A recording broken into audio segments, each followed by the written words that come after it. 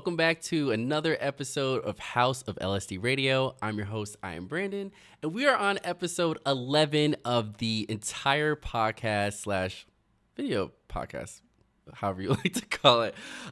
We have another amazing DJ here tonight with us. But before we get into that, let's talk about what's going on in the world.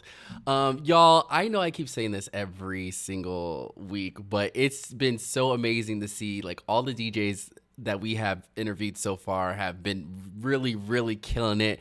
I feel like every week I have like a bunch of new things to say. Like Mary Kay, she is going to be debuting at Primary. I think she did a Monday show at Primary, but she's also playing a Saturday show at Primary. So congratulations to Mary. DJ Wolfie just did another gig with Derek Carter recently that I got to check out.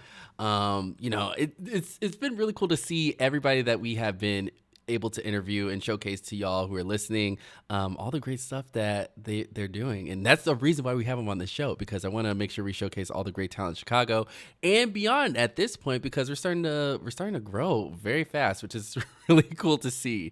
In regards to me, we got the DJ gig at Smart Bar at the end of the month. So if you are in Chicago, March 24th, I will be playing at Smart Bar for the very first time. So that should be fun. I got some future gigs coming up that are going to be actually out of Chicago. So still kind of working on the details of that. But as soon as I find out about that and everything is confirmed, I'll be talking about it on the show. And hopefully if you are where these gigs happen to be, would love to see you out on the dance floor with me. But yeah, so we're going to get into our guest today. So our guest today is not only a DJ, but also the publisher and editor-in-chief of Five Magazine, North America's only publication dedicated to underground house music culture. Her style is a mix of garage, disco, and 90s style house music, and she's played alongside the likes of Kashmir, Derek Carter, Mark Farina, and Gene Ferris, to name a few. Please welcome to the studio, CzBOOGIE, everybody. CZ, thank you so much for being here today. We're thrilled to have you on this show. So I just got to ask you, like, how are you feeling today? I'm feeling good, and thank you for having me. Yeah, of course. Well, now most people in Chicago know you from your constant gigs around Chicago, from Smart Bar to Evil Olive, Primary. But what they probably don't know is that you actually didn't get your start as a DJ. As I understand it, that you have a background in education and acting. Can you tell us a little bit about that? Yes. So I grew up in the Philippines, first of all. I grew up in the Philippines, and then I went to Northwestern University to study theater because I wanted to be a movie star. So I did that. I started out with that. I graduated. I did films. I did theater. I did commercials, everything. So I did that for a long time. And then I continued on to dancing, and then I danced professionally.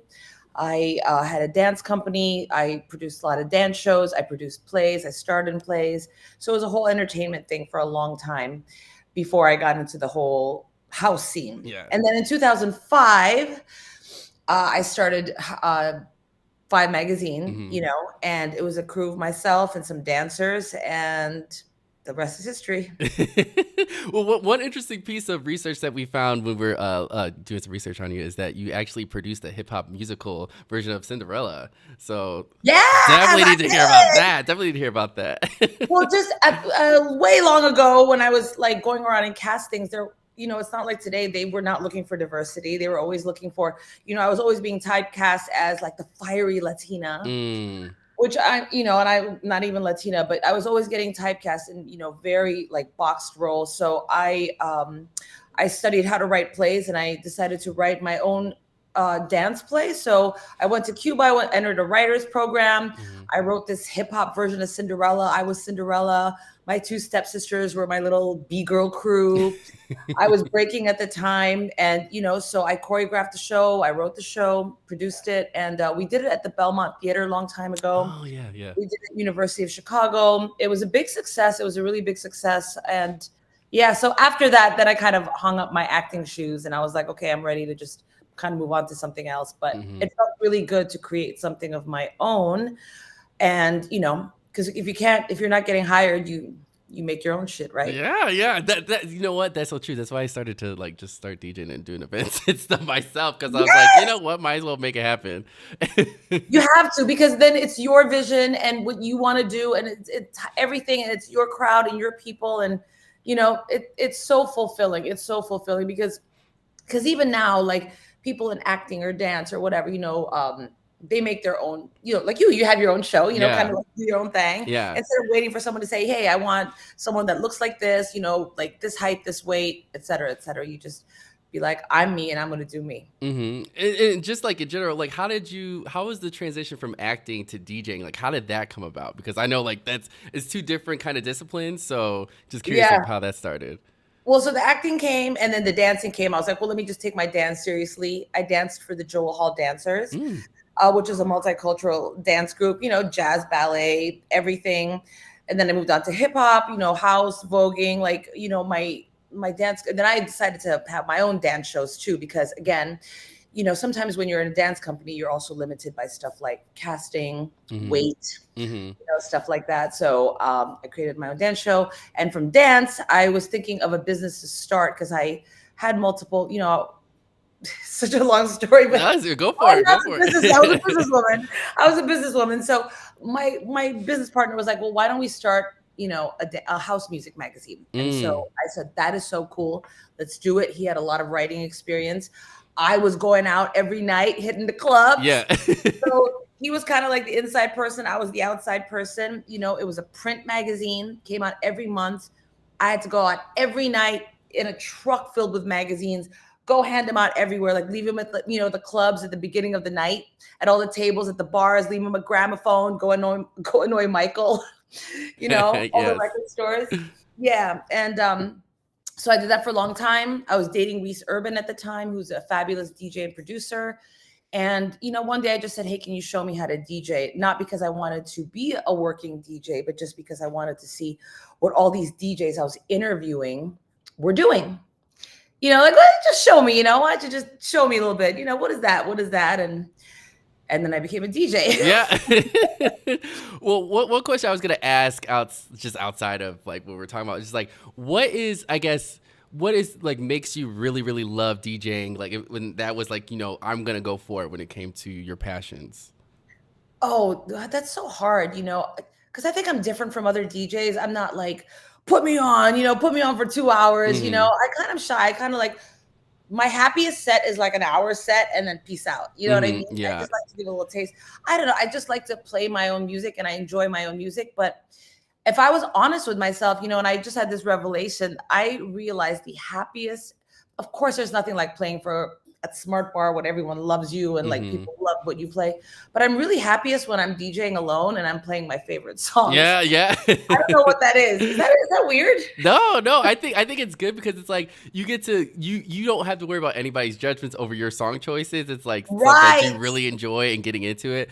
I know a lot of like the mixes that I try to put out myself. It's just me vibing off of like what I want to play, and it's just like y'all just gonna have to listen to it. So I think you just have to deal with it. But I think those are the ones that really ring the most true. Like oh shoot, hold on, let me decline this call. They're good. I remember I did this one mix for, I have a YouTube show called CzBOOGIE House, right? I just started it. I'm only like 5-6 shows in or whatever. And I remember I just did this kind of like, I just kind of threw something together and I just called it a deep house mix. It wasn't like the bangers. It wasn't the biggest ones, but I remember, and I was like, oh, I don't know if people are going to like this because this is a real personal preference of mine. Yeah. But that was actually the one that resonated the most with people. So I think, I know it sounds corny, but I think the ones that you love the most and that's, like say you the most Brandon is what people are going to love the most about you, as opposed to maybe they'll like this. Yeah. Right? Yeah. And that makes the most sense because like, yeah, you're pouring all your love into that mix and then people are going to feel that like energy through it. So that makes sense to me. Sure. Yeah. Yeah. So as we've been talking about, like, Five Magazine, you started that, and Frankie Knuckles was an early supporter of the magazine and one of the biggest names that you interviewed. So I'm sure listeners must have been very like awesome to get to talk to the Godfather of House. Can you tell us a little bit about that, and just in general? I'm curious because I never had the chance to meet Frankie, but it's nice to. Did you ever see him go to any of his parties? No. Oh, I got into house music like very late in life, which is kind of sad because I've lived here my entire life, but it's like I missed out on. it's okay. Yeah. At least you got to it. Yeah. Oh, you would have loved his parties. So when I got here, he used to do parties twice a year at the House of Blues. It was always like during Thanksgiving and what other big holiday? I don't know if it was Memorial Day. I forgot, but I would go to it and it'd be just 2 floors of just beautiful Black men dancing and good energy. And I was just absolutely in love with it. And so, so he was one of the first people we interviewed. This man called Doug Brand, who's a great DJ. He kind of connected us. And I don't know how we kind of like, we would, because he was always buying advertising for his parties for the magazine. And then I just got to see him and then we vibed. And then eventually he started asking me to host some of his parties. So I would host his parties and, I don't know, we just got close that way. And I would interview him a lot. So I would go to his house during those interviews. He would cook dinner. And that's kind of how we became close. Obviously, I don't need to repeat that, he's the nicest man in the whole world. Right? That's what I heard, yeah. Gentle, kind. His circle is kind of funny because you always have to have a circle of people that will protect you, right? And that circle of people, they're not as nice as Frank. Yeah. And I'm not Frederick. I'm talking to you. Frederick. That's but you have to be. But Frankie would like wait until the very end of his party when everyone's still harassing him for pictures and to talk to him. He'll sit there till the very end, honey, and talk to you and make sure that he hears you. So God bless him. I love hearing that. That makes me feel even better, just like hearing that he was like such a great person in general. There's a great interview. If you ever like look it up during the 5-year anniversary of 5 Mag, which was in 2010, I interviewed 40 DJs on video. And there's one that I did with Frankie Knuckles that is, I think, like a really important video. People would always share it every year.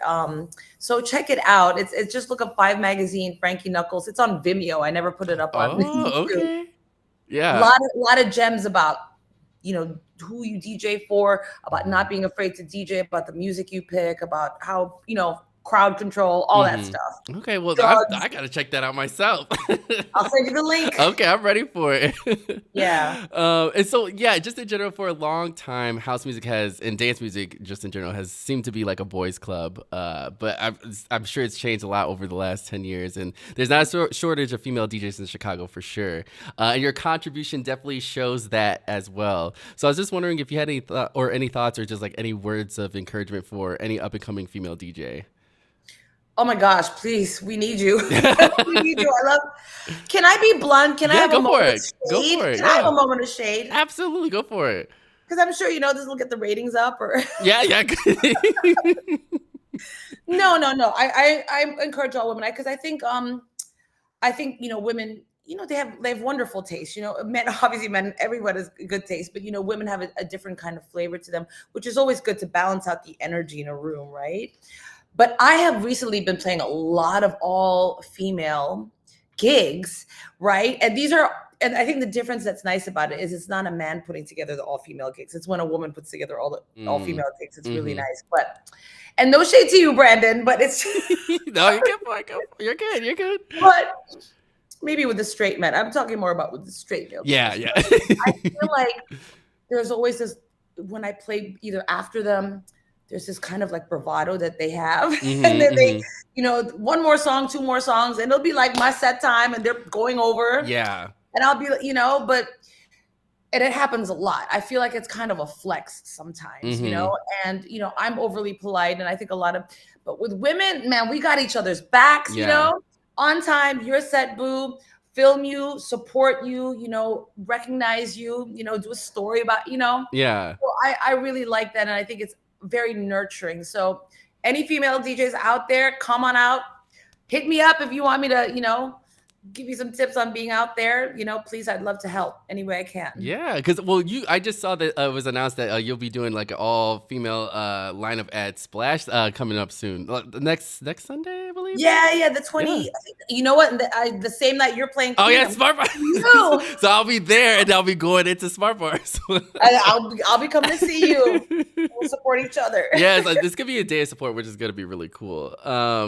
But in addition to being a globe-trotting DJ, you just got back from Paris. So I need to know, how did this all come about? Because going from Chicago to Paris, that's a pretty big deal. So I think I saw you talk about a little bit how the story came about, but I'm just very curious, and also let the listeners know. Yeah. Yes. Well, yeah, I was playing for the JoJo. It was before JoJo passed away, but it was, a way to raise money for JoJo. It was in November of 2022. I was playing at the Metro. I was the opener, so it was kind of empty. You know what I mean? Mm-hmm. Yeah, it was the opener, and there was just a few people dancing, and I was doing my thing, dancing into the water bottle and everything, living my life. I was like, hey, nobody here yet. Who cares? And there was this like sweet little, young lesbian French girl who was a producer and DJ in Paris. And she's like, I just love your energy. She goes, I don't know anybody here. She goes, I came to Chicago for the first time in my life. I'm here for a week. I'm just hitting the house clubs. I don't know anybody. And I walk in and I see your crazy ass. She goes, I love you. She goes, I'd love to bring you out to Paris to a party that I do. And I said, of course, but of course I don't believe those things. Yeah. But it took a year. And finally it happened. I played at this club called Sacre, and her name is Miralo. Beautiful, beautiful person. And it was on a Friday night. And I played there, and just this last Friday, and it was the bomb, Brandon. Yeah, I was gonna ask how is that? Because like I'm sure the crowd is like, how is the crowd from like Chicago to Paris, or just like you would live. It was 2 rooms. It was this one room. It was like they would play kind of commercial disco, huge. People were smoking, like lots of disco balls, and then so clubs I didn't know in Paris open at midnight. Oh. Okay. Midnight. So it's okay to be the warm-up DJ at midnight. Yeah. I was okay with that. Yeah. It was from 12 to 6. It was me. I went from 12 to 1:45, and then there was a drag show for 1:45 to 2. So when I went on, there were already people waiting to come in from the other room. Oh, okay. Yeah. So 12 o'clock came in. So it was the perfect set because I don't mind opening. I like setting a room. I'm not, I don't like being thrown into the wolves at middle set. Go, So yeah. So I played there, and then it was great. The people loved it. They loved soulful. They loved soulful. They were young. They liked songs with vocals, which is kind of my specialty. Yeah. So it was a beautiful thing. Yeah. Oh yeah, because I saw the video from that, and I was just like, oh my god, they get to experience some really. I'll introduce you. Well, hey, I'm here. I would love to go to Paris too as well. So I have like 2 more quick questions before we get into the mix. So, we were talking about just all your different ventures, and you have a dance company called 5-Star Boogie Productions. So can you tell us a little bit about that and how it ties back into house music?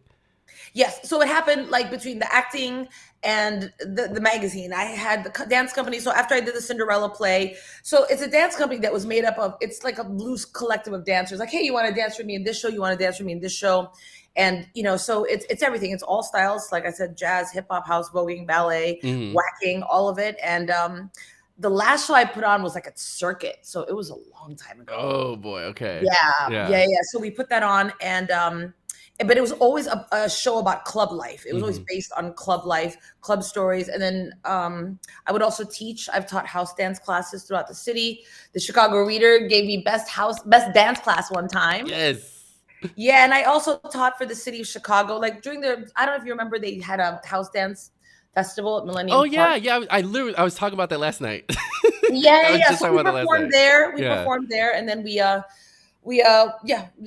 I taught like a house dance workshop, and I flew in 2 people from LA to teach how to teach some Latin voguing as well. So, but I haven't done anything anymore.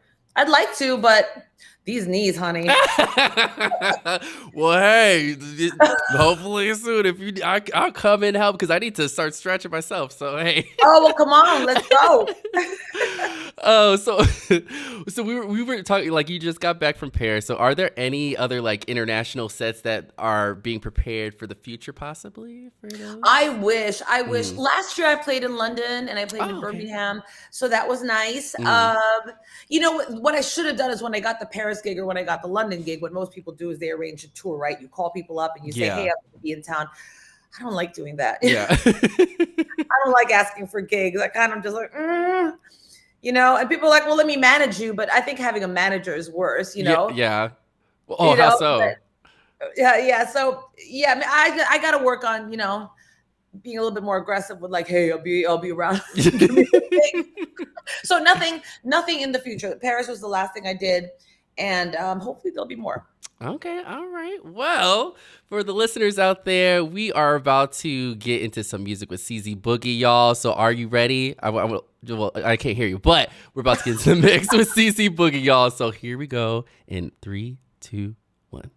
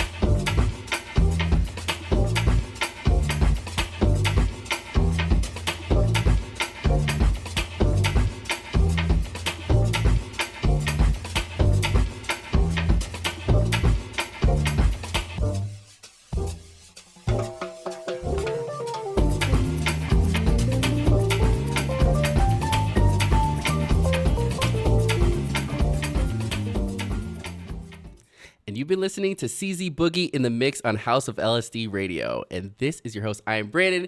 CZ, thank you so much for being here. Can you tell the listeners about where they can connect with you online and on the dance floor? Okay, thank you so much. Well, you can find me CzBOOGIE on SoundCloud, on Facebook, and on Instagram. And don't forget to check out 5mag.net, the number 5. That is the online version of 5 Magazine. You'll get everything, interviews, mixes, all of it. Brandon's mix is there, all the kinds of music reviews, anything you want to know about house and dance music is there, 5mag.net. I will also be Thursday, April 4th at the Complex Party at Enjoy. So please come through there on Division, and Saturday, June 23rd at Pride Fest. And that's it for now. Okay. All right. Again, thank you so much for being here. And that wraps up episode 11 of House of LSD Radio. Join us next week for more tales from the decks and even more incredible music. But until then, we'll see you on the dance floor.